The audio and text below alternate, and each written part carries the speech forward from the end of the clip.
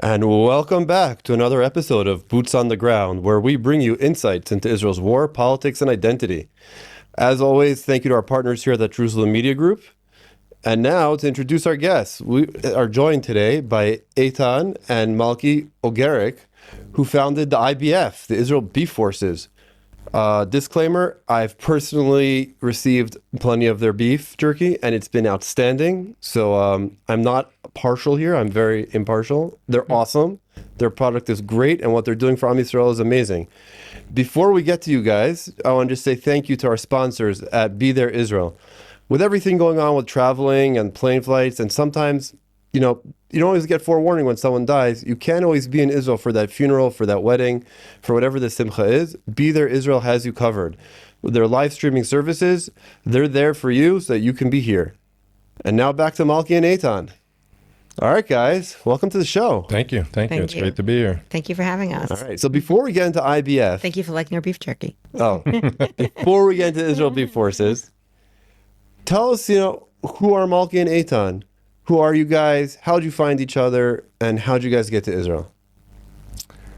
I came to Israel at the ripe young age of 16. Came to yeshiva. I was here for about 3 years. I got a little bit tired of it, so decided to go back to the States, and I went back to the States. And after being in yeshiva there for a little bit, someone asked me if I was busy. I said, no, not particularly. Said, okay, you want to go out with this girl from Israel? And I said, sure. And we went out, and a very adventurous and eventful week and a half later, I was on my way back to Israel.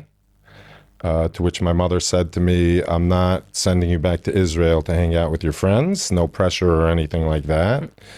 And I came back, we got engaged, and the rest is history. That's awesome. A week and a half. Yeah. Wow. Yeah. That's good. I saw you. I think I told you a little bit about our dating, but I forgot to mention that we basically got engaged after a week and a half. That's amazing. That you just knew right away. Like, how does this has nothing to do with the beef jerky, but Right. Just for all of our listeners who are still looking for that special someone, how'd you know after a week and a half that this, either of you, how'd you know that this was, my forever person? So, I don't know, I guess certain things just clicked, and it kind of made sense.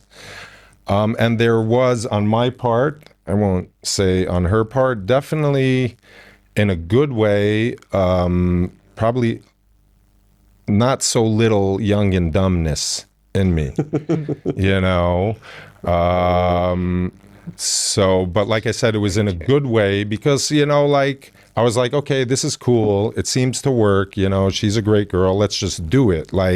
As opposed to sitting down and, thinking it through and weighing pros and cons. Exactly. I was like, no, it makes sense. Let's do it, which is funny because I read an article yesterday about dating and they said there is a big push. Again, I'm not going to say whether I agree with it or not. Within the frum community to push, guys and girls to get married young and dumb, because they hold the older you get, the more you think and, calculate, and it gets harder and you get more, particular about different things. So thankfully we didn't have that issue. All right. What was it with Etan? It's funny actually because after our first date, I don't know how Etan. I'm like, he is not for me. I'm like, first of all, he's not tall and dark, for starters. So the woman who set us up, she's like, Malk, you're not superficial. I said, nope, not superficial. And the other thing was, we just were very different. But what did strike me about Etan, was the first guy I ever went out with. He was very funny. He was like right away. And I always tell them my kids know. I'm like, I married daddy because he made you laugh. I'm like, that's right. It's like, and actually a friend of mine also, I set up and they're now married with a whole bunch of kids, thank God. So he was also just happens to have been a very funny guy. He was my brother's friend, and she was my friend. And then he came off on the dates very serious. And I said to him, I said, Moshe, I'm like, you need to make her laugh. I'm like, a girl wants to laugh. Life is difficult. Life is serious. Who wants a serious guy? People want to laugh. So that was it. So he changed his whole, and then they ended up getting married. But yeah, Etan made me laugh. So that was pretty much it. So after years and years of laughter, you have 3 kids now. You're living in Israel in Beit Shemesh. Right. Yeah. In Beit Shemesh. Years go by. We're fast forward all the way up to Simchat Torah, to October 7th. Fill me, what's going on in your lives? Where does the beginning of this whole balagan we're in now, where does it catch you? What's going on in the Olgeric home? What's going on in your lives? Where are you at?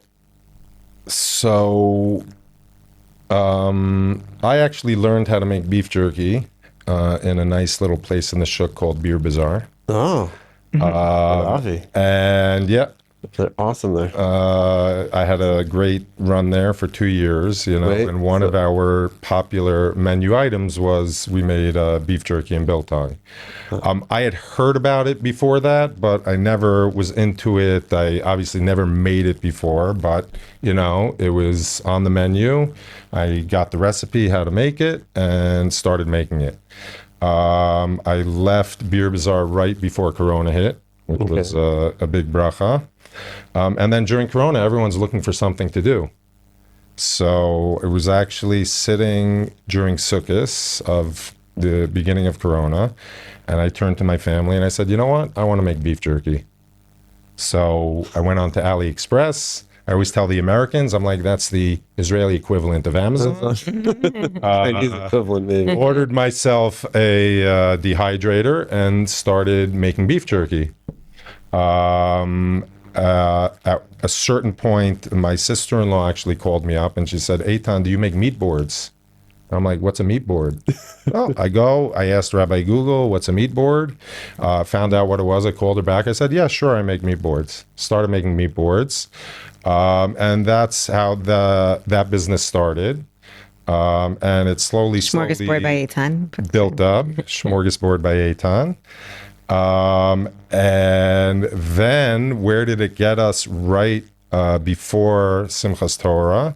The funny thing about it was I said to my wife, the CEO, the boss, I always say I'm the bala boss. I said to her, I'm not making beef jerky anymore. Anyone that knows about it knows it's an extremely long, labor-intensive process. At that point, we were making 6 different, we being me, was making 6 different flavors, which means you have to do that long, labor-intensive process 6 times every time I went to production. So I said, yeah, how much of it are we selling already? I'm done. So she says, no, you have to. It goes good on the meat boards. Da, da, da. I said, okay, fine. You know what? I'll make 1 flavor. We'll go back to the classic flavor. She says, no. And starts listing all the flavors that she likes. The sweet ones, teriyaki, honey garlic, I can tell you from maple my bourbon. experience, the teriyaki flavor is the is the big definitely winner. one of the best. I Big will- winner for guys in uniform. Somebody I know that we know in common, Avichai, he said you could use this as currency. The teriyaki. Oh, yeah. He's like you It could is. use this for currency. There are many long nights. Right. That teriyaki beef jerky got me through a night. Aw, that's so nice. Whereas you saved that one for last. Right. Exactly. So I was like, okay, whatever, we'll talk about it. And then, Simchas Torah came along, October 7th happened. The whole thing, for us as a family was just very, which I'm sure for everyone it was, just very surreal. Because no one really knew what was going on. I was walking with my daughter to shul and suddenly sirens start going off. And at that point, nobody knew what a siren was, the most we knew of a siren was before Shabbos, the siren goes off 40 minutes, before Shabbos. So, we're running in and out of buildings, on the way to shul. And then, after the Chag, obviously, we all found out what was going on. Everyone was blown away, And for me, it was just which I'm sure was for a lot of people, I have to do something. I have to do something. I have to do something. A lot of my friends started running around, giving out equipment, doing this, doing that. And this was literally like the first week of the war, you know. And one friend of mine specifically was running around with his pickup truck to different bases and doing different things. And I called him up and I'm like, BD, I'm a cook. I have a kitchen in my backyard. I have a freezer full of meat. Like, what should I do? Like, yeah, I don't know. You know, like, so the whole time, just like very, very antsy, you know, like, I want to do something. I want to do something. I want to do something. Then I called another friend of mine who's not only a chef, but also a soldier, Yehuda Jacobs. Oh. And I said to him, Yehuda, I got a kitchen in my backyard. I have a freezer full of meat. I just made a boatload of pulled beef. What could I do with it? So he said to me, oh, okay, my brother's up on the northern border. Call him up and they need food up there. So I was like, okay, called up his brother. He's like, thank you very much. We're taken care of. So I was like, okay, call him back. He says, call my other brother who's in the Shtachim. So I called his other brother and he says, yeah, sure, we'll take 100 pulled beef sandwiches. Why not? No problem, you know. So my in-laws were actually here then, you know, they had gotten stuck here. They were helping me, you know, it was very cute, you know, put together the sandwiches, wrap them up, put them together. I drove out there, which she wasn't very happy about. Well, thank God I never That's And I gave it to them, you know, and as I always tell people, you know, there's the saying of mitzvah goreres mitzvah. Right. Is that one you know, good deed pulls another one exactly. One good deed pulls another one along, and not only pulls it along, it just basically from there snowballed. You know, a day after that, or maybe 2 days after that. that day. It was that day. That day, sorry, I get added to a WhatsApp group. Beef jerky for our soldiers. Can I backtrack for 1 second? I want Sure. to backtrack before that. I'm sorry, I'm going to backtrack. Before it was, so the war started basically Shabbos, right? We all had this devastating news, and you know, comes like Saturday night, we're still trying to figure out what's going on. Sunday we get up, I'm like, we got to do something. And do you mind that I'm into, okay. So basically what happened was the whole day was just like chaos. Everyone was like I said, and I said to you, you had already been in the army, but like we were, as civilians, we felt like the country didn't have any control over us. Like the country was like, we were told that policemen were like being killed, and so it was actually like terrifying to be here and feel like, well, we could just be killed because the country has there was no police. It's funny, I talk with my wife every time. I now find out, still now, a year and a half later, I'm still finding out things that happened during those first few weeks when I was not just not home, but I was completely cut off. Like I you know, Shabbat in the morning, 11 o'clock in the morning, whatever time it was, I put a uniform on and I went to the army, and that was it. That was it. Right. I was there. Wow. My total disconnect for the first couple of days anyways. And then even for those first few weeks. So most of us, we talk about a lot of times on shows, we talk about the experience from the soldiers for those first few days. There's the craziness of the army, the disorganization that really was pretty organized. But hearing what it's like for the people who were at home is, first of all, for me, it's an incredible look into a side of history. It's not history. It's a year and a half ago that I, at least from my perspective, never even thought about like what happened. Like I thought about what my wife went through, but I never thought about like what Am Yisrael, who was at home, what you guys went through. Right. So this is like excellent, like to hear. So wait, so what were you talking about on Sunday? So what happened was, so Sunday we're just like Etan said, we're just first of all like absorbing what's going on here, and like basically, do we have to start like our own, you know, security forces? And you know, it was you know, petrifying, and trying to also figure out my parents, what their story was, because they were stuck here and now, and like were they leaving, and you couldn't like really go in. Everyone's like, don't drive anywhere. Hamas is like keeps driving up towards Yerushalayim, and we're like, okay, we're gonna get like shot at our front doorstep, and but in the meantime, you're like, but there are soldiers who are risking their lives, and you know, we heard, of course, right away the news coming in, how many soldiers were killed, and you know, it's still emotional today about it. And what happened was later in the evening, I don't remember what we did that day, how we like pulled through. It was just after Sukkot, and that evening, like Eitan sees a message on somebody's WhatsApp, and they said, "There's 150 hungry soldiers. Does anybody have leftover food from Sukkot?" And we're like, "From Simchas Torah," and I'm like,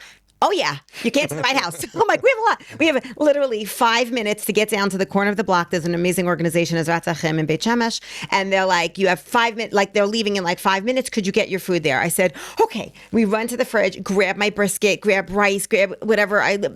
My mother had made actually carrot muffins that we even forgot about. That's how much food we had. Forgot about carrot muffins in the freezer. Grab everything, and then I'm like, "1 second. What about non-perishables?" I go into the pantry. My daughter and I were like pulling crackers and tea biscuits and cookies. Run to the corner. And I'm like, "We better make it. We better make it." I run to the corner, and the guy's still there with his pickup truck. And this is also very brave for anybody to be willing to drive towards the south. You know what I mean? Like This was like, that in itself was like, "Oh my God, are you crazy that you're going? But I'll at least I'll give you the food if you're willing to be the crazy person going." So he's like, "I have no room left in my truck." Like, we joked. I'm like, "Tell a bunch of Jewish mothers that there is hungry soldiers. It's like you will have the entire country," which is basically where the memes going around afterwards. But like literally, and he's like, "I have no more room." I'm like, "My brisket's really good, and they want my brisket." I'm like, "You're taking it." So he's like, "Okay." So he wasn't going to start up with me. I think he was afraid. Anyways, so he was more afraid of me than of Hamas. So he's like, "Okay." We put the stuff in his truck, and he leaves, and I was like, "Phew, we made it." And I turned, and I'm like, "Thank God." I said, I turned to my daughter. It's like, "You know what we're going to do?" I said, "We're going to start making food for soldiers." And she looked at me and she says to me, very sweetly, she was all of 8 years old, and innocently, not in like any kind of negative way. And I feel like when I say it, sometimes it comes off negative. And she says to me, "Mommy, why are you so worried?" She's like, "They're not your children." And I looked at her and I went down to her level and I said to her, "Aliza, they're your brothers and they're my children, and we're going to feed them." And she looked at me, she says, "Okay." and that was it. And there was, Right. That was the first good deed. I don't know how I forgot about that part. and I was also like, I just also felt like Hashem put the right words in my mouth to make her understand that we're all in this together. Like Am Yisrael is all in this together. If we're not in the army, so we're doing something else to help support those who are risking their lives on the front lines, literally. She understood. And every morning, because there was no school, she would get up. She's like, "Mommy, what are we doing today?" I'm like, "Okay, this is what we're going to start doing." And, I have neighbors upstairs also that we're very close to. And I brought down her 3 girls, and she's like, "Malkie, you're insane. I am not." I was like, "We're going to cook with them routine." And she's like, "No, no, no. This is you. You want to be crazy? I'm not cooking with a bunch of little girls." She's like, "That's you." But I took it on as like my way of, besides for making food for soldiers and whatever it was, I also felt like it was my chinuch for the children, that they have to learn that just because we're not in the front lines, this is our responsibility also. And Eitan also thought I was nuts, and was like, I have cake batter flying. I'm trying to make it relatively healthy, whole wheat, banana muffins or whatever. And I have like cake batter flying. I'm like, this was my choice, and I want to do this. And then, like Eitan said, Eitan got involved. It was before. Sorry. Now Sunday. you reminded me. That was Sunday. Right. But now you reminded me of the step before the WhatsApp group was Malkie gets a phone call from an old friend of hers. And she says to her, "You guys make beef jerky, right?" And I'm standing there saying, "No, we don't." And she's like, "Sure we do. We make 6 different flavors. What, how could I help you?" So she said, "My boss's son is mifaked in some very, it seems like everyone says that, a very special, unit. We're all very special. And Jewish mothers. Right, exactly. And he called his mother and he said, "Mom, I need you to do 2 favors for me. One, I need you to go to, I don't remember how many it was. I need you to go to the funerals of my soldiers because I can't go. They won't let me out. And 2 is I need you to send me real food. We need protein. People are sending us tons and tons and tons of food. It's all junk food." He says, "I need protein for my soldiers." So she says, "Okay." And she speaks to her brother in LA, who obviously from the story is not yet religious. And he says, "Okay, I'll go to Costco and buy out all the beef jerky and send it to you." She's like, "Yeah, it needs to be kosher." So, okay. So she called up. We made, we being at that point, myself, my wife, my daughter. I don't know if my sons, did they help? It could be they, right, they weren't around. My wife's cousin and his wife, in the span of just under 24 hours, 400 bags of beef jerky. Wow. Which I had never done anything close to that before. I said we weren't sleeping anyway. Like I was like, it took like Right. literally a bottle of red wine for me to fall asleep that week. So but we weren't sleeping anyway. So I said, so anytime I'm like, we're all helping out. Like everyone's getting involved. And like I said, people were looking for things to do. My cousin also saw that I was like making baking, and I was sending it through as Vatzachim. I was sending stuff, and she's like, tell me what I could do to help you out. And I was like, well, Etan actually just got this request.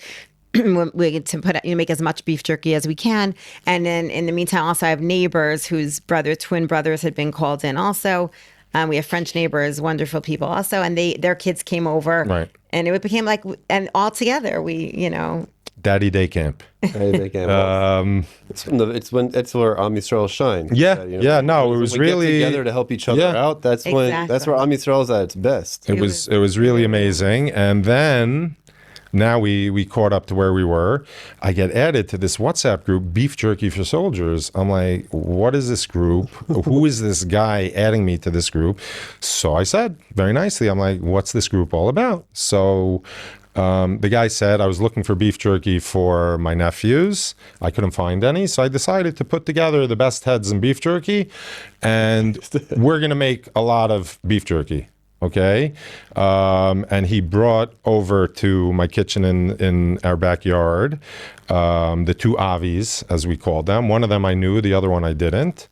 And we started literally working around the clock, making as much beef jerky as we could.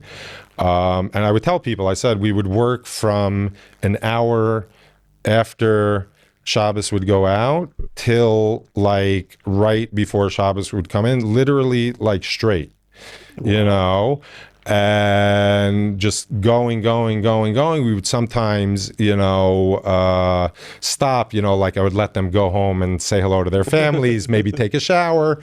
And it was very funny also. At one point I said, and it was a bunch of volunteers around and whatever, I was telling Sarah how we were working around the clock, and oh wow, that's crazy. How do you do it? And I'm like, well, the soldiers don't get breaks. We're not going to take a break. And this guy, I don't know if he was a soldier or whatever, was walking by. It's like, the soldiers get breaks. We need a break. At the beginning. I'm like, okay, don't ruin my line for me. It sounds good. And that was it. And it was really, like a snowball. It got to a point where, again, like we were having volunteers come and help out because, like I said, it's a very labor-intensive process, especially when you're making, such large amounts. And a friend of mine is a tour guide, came over with a group, and I was talking to them. And I said, we make tons of beef jerky. And then I'm going through the numbers, and he came over to me afterwards, and he said to me, Etan, you're literally making tons of beef jerky. It's not an exaggeration. But again, it was just such a good feeling, because jumping back a second, my first time in Israel was when I was, I think, 14 years old.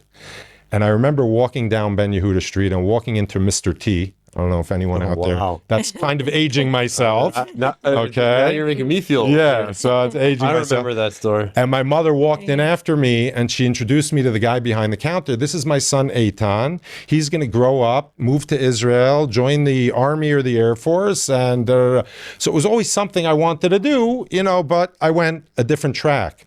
So I said, wow, this is finally, like my chance to kind of like be part of the Army, and like be doing this. To the Army when I was 9 months pregnant. Right. Yeah, I went, I got my tzav, I went down there, did the whole thing. I'm like, okay, what happens now? They're like, we'll call you if we need you. I'm like, oh, and I'm like, now, and I'm like 9 months pregnant, like seriously. So that was it. It was just an amazing feeling, to be helping out, to be productive. And again, the amounts of messages that we got from soldiers, like Malkie mentioned before, Avichai. The way I was introduced to Avichai was he called, because it has our business number on the bags. So he called, it was like after candle lighting, before Shkia. And I pick up the phone. He's like, "Hi, is this Etan?" I'm like, "Hi." He's like, "Hi, my name's Avichai. I'm a soldier up north. Da, da, da. I just wanted to thank you. This is the first real food I've eaten in 3 weeks."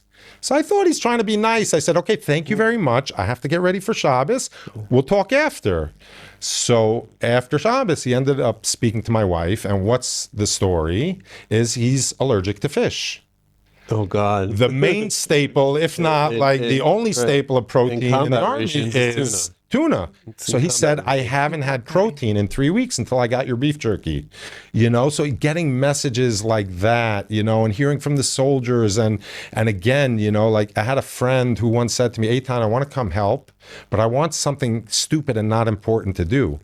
And I said to him, unfortunately or fortunately, every part of the process is important, and not stupid up until the point of writing messages on the bags, which started as something for these groups would come with little kids. What do the little kids do? "Hey, why don't you take some markers and write on the bags?" It became everyone's favorite thing to do. And again, you'd hear from soldiers, you don't know We what used to decorate. right. We would use them to decorate the walls. Right. Because you're in Gaza, the walls are what they are. So we would finish Hang the up, bag right. with not all of the bags. Right, Not all right, of not them. all of them. But the ones that had like real messages, or the ones that were clearly written by an American but in Hebrew Right, with a right. very funny spelling mistake. Right. Or the Right. clearly Yeah. this was like an 8-year-old who has that very simple understanding of the world, Right. who just really sees simplicity, like your own daughter. She had this simplicity of there's no as adults we start thinking too much. Like you were saying when you found your wife. Right. It's as we get older we think too much, and children don't have that. They just things are just black and white and Right. simple. So their messages are just, "Thank you for protecting us, kill the bad guys." Right. Or here's some meat, now go kill the Hamas. Like simple message, Right. you know what? Wow. We should make that child prime minister. Right, 100%. And we had some funny stories. Like Totally. we had a group of college kids from the States come. So they were writing on the bags, and there were these 2 girls who were very artistic. So one of them made this really nice picture of a ticking bomb, and she wrote on it, Where this is going? when you finish kicking Hamas's whatever, give me a call and we'll get a drink together. About a week or 2 later, my wife got a message from the madricha of that group. She got a call or a message, had a picture of the guy. from the soldier, "Hey, when are we getting that drink?" And then we had a high school group wow. from I wonder if whatever I know. happened. I said We we're did. gonna We we're gotta gonna find find this. yeah. We I definitely said, when we make the first find out. shidduch, There you go. that's when we'll know we really made it. But then we had another group, I think from LA, of high school girls. So they, like everyone else, are writing messages on the bags, and of course they write their phone numbers and Instagram handles. And I see after they walked out, the principal runs back in, takes all the bags, and starts crossing out their phone numbers and Instagram handles. But again, it's just like such amazing stories, and again, to feel like you're doing something, and something that's productive, and something that's really helping the cause, is just something that I would say every day when we had these workers. We would say every day, thank you Hashem that we have this opportunity, to be doing this. It's not so muvan me'elav, as they say. So, from our perspective, from the soldier side, for us, at least at the very beginning, a little bit of our own world collapsed. We all had the system that we're all part of, that we all function, we all trained in for some of us for decades, some of us for years. There's a certain level of that system that collapsed. We lost a certain amount of faith in it. So it's like you ever have a crisis of faith, there's usually something that comes up. And it was seeing Am Yisrael come together. It was you guys with the beef jerky, and it was 1,001 other volunteers and programs that I can't even remember, that it restored our faith, not in the system, but that, in the nation of Israel, People, and the family that we are. It restored that faith for us. And then, like you were saying, soldiers, we got piles and piles of chips from random brands that no one's ever heard of, or people went and emptied out the supermarket of, all of the chocolate in the world, right? after Sukkot, it's not really winter yet here. Right. It's still pretty hot. And It all melts. And it's, and then there was, and the army provided you food. There was, there's combat rations, which after, 1, 2, 3, 15, 30 days, it gets very boring no matter how much salt you add onto it. And then I remember that first time was right before we went into Gaza. So it was after the Balagan kind of settled down. Right. One of the American guys, I have my own little, in my unit, I have my little mafia of, American former lone soldiers, brings this massive, it must have been like a duffel bag of beef jerky for everybody. Oh my God. And he's like, Ari, come here. I'm the grandpa of the Americans. He's like, you get first dibs. And I'll take the terry. I'll take this one and this one. I'm like, I haven't eaten beef jerky in years. Right. It wasn't like a thing. And I was like, and then I'm sitting there in Gaza, 2-3 weeks later, it's 1 billion degrees outside. And there's just that piece of meat sitting in your pocket that is not going bad. And it's not just the physical nourishment. It's knowing that there's someone, I didn't know you guys were in Beit Shemesh at the time. I was just thinking there's someone there back home who had enough foresight to think about what I'm going to need in 3 weeks from now. Because, no one's eating all that beef jerky in a day. And if they are, they're definitely not going to last very long. But, just the sodium is going to kill them. all right. So it was just being able to carry that with us. It was a constant reminder of the strength of Am Yisrael together. It wasn't just physical nourishment. It was spiritual nourishment as well. So first of all, for us, thank you. So everything you're saying, you guys saw it on your side. We saw it on our side. It was amazing. But let's talk about today. Where is the Israel Beef Forces today? What's going on with you guys now? And then at the end, how can we all help you? So, And of course, we're going to put links in the show notes for everything we're talking about and everywhere. And it'll all be in the show notes. And anyone who feels the need or the interest or the drive to be part of this, you'll know how to get in touch with us.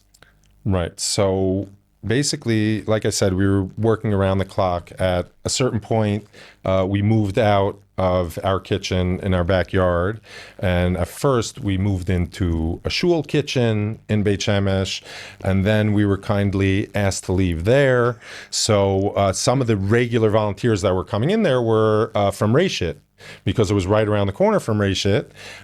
So How we got in touch with Ari, because Ari's cousin was in Reshit. Your cousin was there, right? Exactly. So He's now in the army. Pretty crazy. Just one of the He'll go from being a volunteer right to a recipient. Wow. He was one of our main, meat trimmers. We were very selective on that. And he was like, there's one older man who actually almost he did cut his finger and passed out. And that became part of the beef jerky. Right, exactly. But anyway, so I don't remember which one it was, but one of the Marcus brothers heard us talking about the fact that we're getting kicked out of this kitchen. What are we going to do? So he says, you know what? Let me speak to someone, but maybe you guys can come to Reshit. And we ended up going to Reshit. We spent a nice amount of time there. It was very, very nice of them to open up their kitchen, open up their yeshiva. And again, we were there 24 hours a day. It wasn't like we would come for a few hours and leave. We were there all day, all night. It was also an amazing time. And at that point, I don't remember exactly how it came up, but basically it came up that someone kind of gave me a scare and said to me, you could really get into a lot of trouble for doing what you're doing. I'm like, what are you talking about? Okay. He's like, you're making like mass amounts of this meat. You have no misrata briut. You have no anything, like you're working in this hot plop kitchen in, it was the side kitchen in Reshit, But you can get into a lot of trouble. So at that point, Malkie's like, but we're doing chesed. And he's like, you know what? You could still go to jail for doing chesed, So that was the beginning of getting me scared. And then also I was introduced to another beef jerky manufacturer here in Israel who happens to have Misrata Briut. And he also said to me, he's like, how are you doing this without Misrata Briut? What are you, crazy? So I'm like, first of all, I happen to be crazy, yes. That's how I've survived in the kitchen for so many years.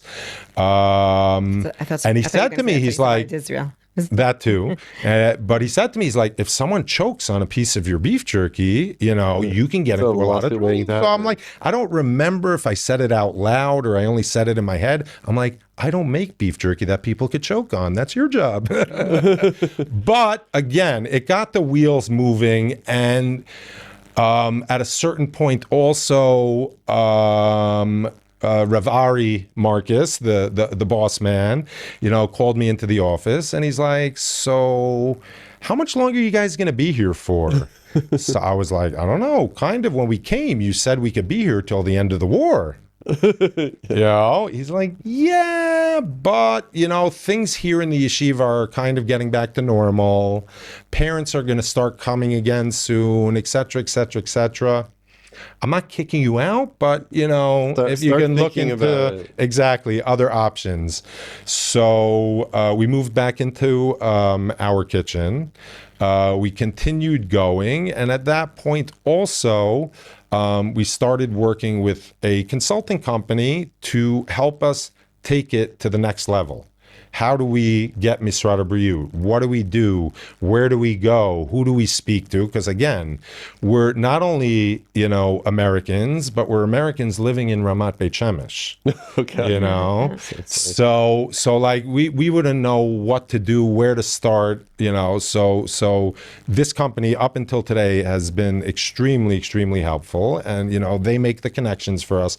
They tell us who to speak to, et cetera, et cetera, and that's pretty much, gotten us to today where we're in the process, hopefully, God willingly, towards the end of the process of opening up a facility that's going Your to own home that you can't get thrown out of. Right, exactly. With proper Misrad Abiyut requires you Ministry to of have a shower, so like that's Exactly. it. All I need is a sleeping bag and getting, and then you'll really be there 24 hours. Exactly.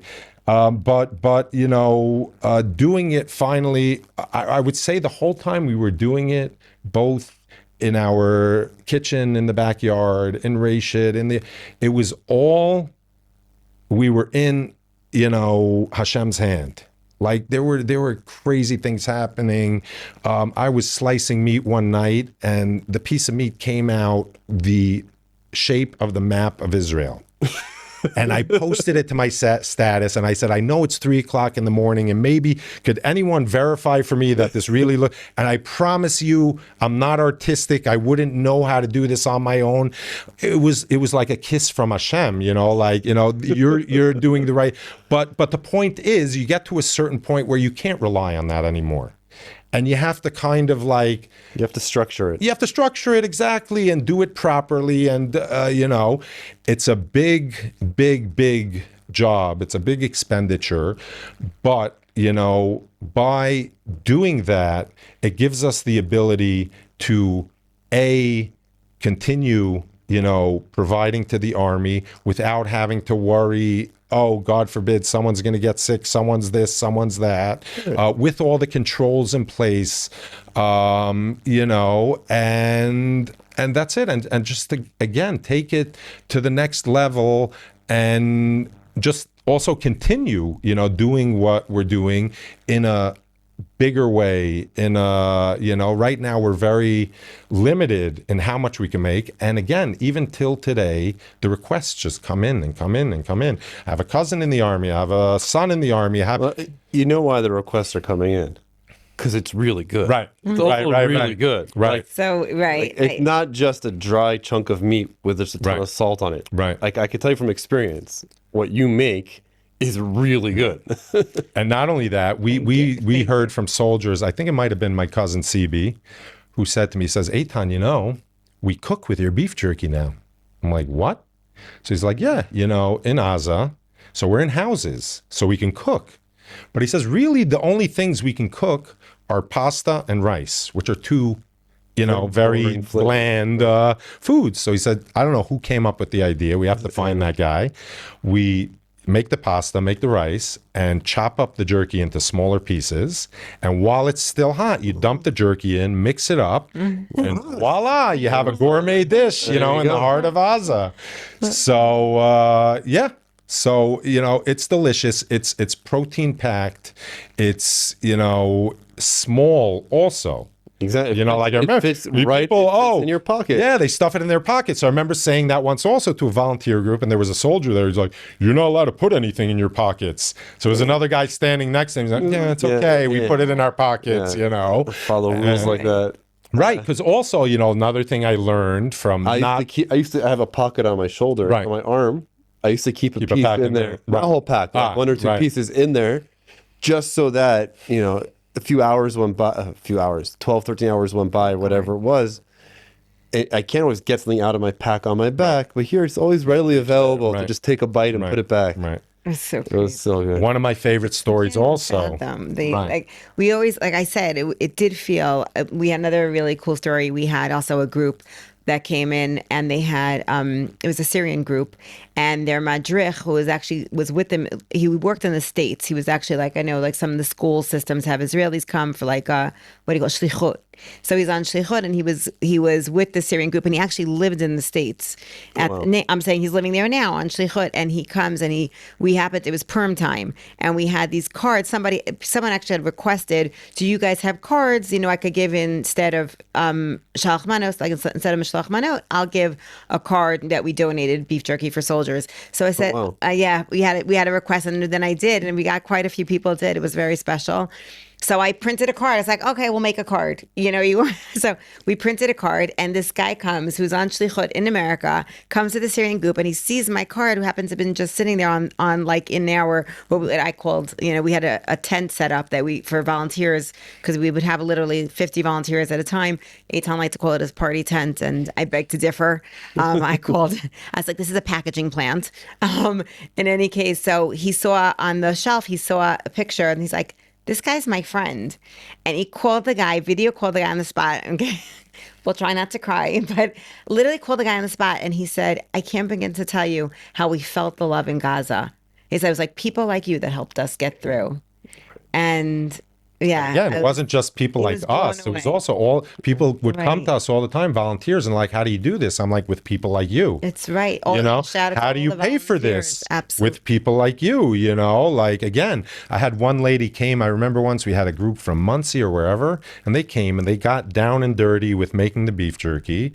And this, again, it was a middle-aged, you know, if not older woman, walked out, and she turned around and said to me, "Etan, I will never again complain about the price of beef jerky," because she saw what goes into it, you know. Wow. I always say anyone that knows the process of making beef jerky will never complain that it's expensive, you know.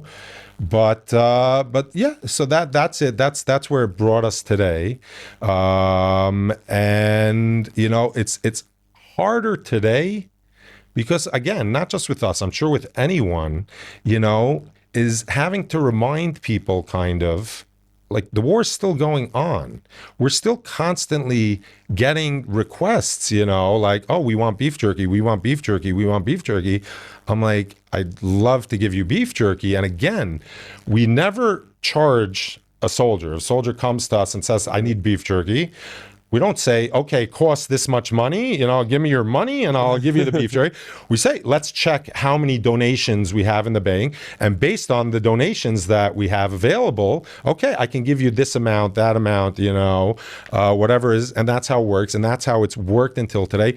But again, you know, like, I was talking to a bunch of friends last night, and we said it's an amazing thing after we just experienced the war within the war.